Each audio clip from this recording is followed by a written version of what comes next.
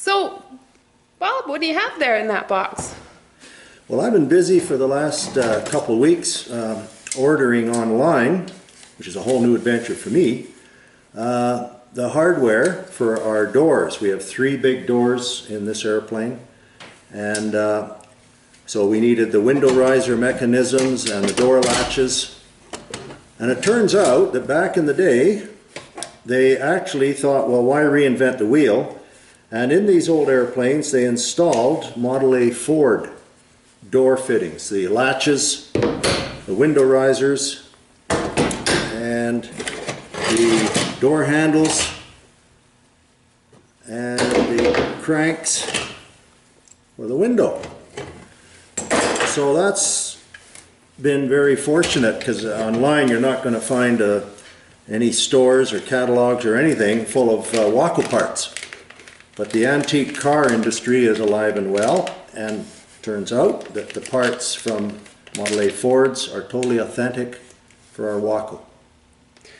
Well, isn't that great? Bob, how long have you been working on this aircraft?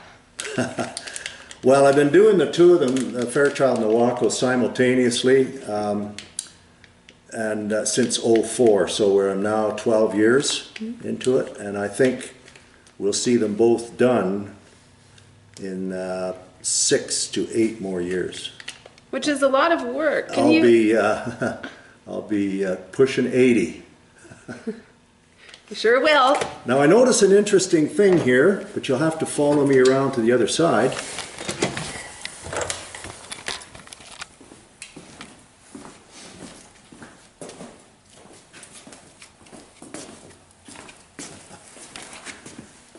I wondered, when I was gathering these parts, and of course looking at them online and thinking, gee, I don't know, I hope that is what they had.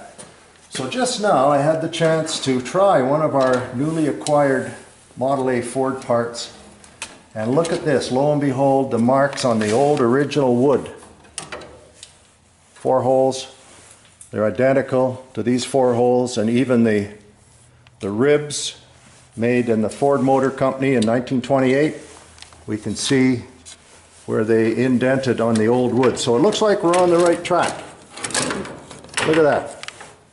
And now our windows will roll up and down just like they did back in the 1930s. So, Bob, for our viewers who might not know why this aircraft is significant, could you give a little 1 minute? Why all this effort? Well, we're trying to preserve a little bit of the Yukon's aviation history, of the many colorful airplanes that opened up the North Country here. Very few have survived in any state of existence at all. This one and the Fairchild survived at least to the point where their skeletons were still there, so that we could restore them and have them look like they did back in their former days of glory. This particular one was bought brand new in 1938 to start a scheduled air service from Vancouver to Dawson. So, no question, it's a piece of our aviation history. Thank you very much.